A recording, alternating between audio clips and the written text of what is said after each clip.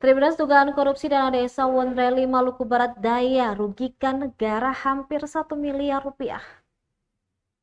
Dua tersangka korupsi dana desa Wonreli Kabupaten Maluku Barat Daya tahun anggaran 2020 merugikan keuangan negara hampir 1 miliar rupiah. Tepatnya, korupsi dana desa yang dilakukan sekretaris dan bendahara desa tersebut merugikan negara sebesar 999.145.913 rupiah. Kasipenkum dan Humas Kejati Maluku Ardi mengatakan angka tersebut merupakan hasil penghitungan Inspektorat Kabupaten Maluku Barat Daya.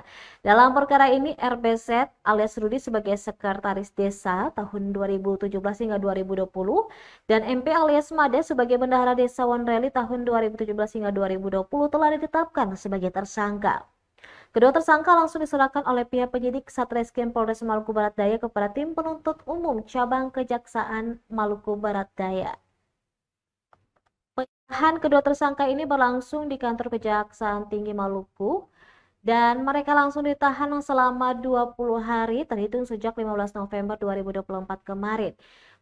Dan selanjutnya tim jaksa penuntut umum akan membuat berkas dakwaan untuk selanjutnya dilimpahkan ke Pengadilan Tindak Pidana Korupsi pada Pengadilan Negeri Ambon. Untuk diketahui, tersangka RPZ alias Rudi ditahan di Rutan Kelas 2A Ambon, sementara tersangka MP alias Mada ditahan di Rutan Perempuan Kelas 3 Ambon.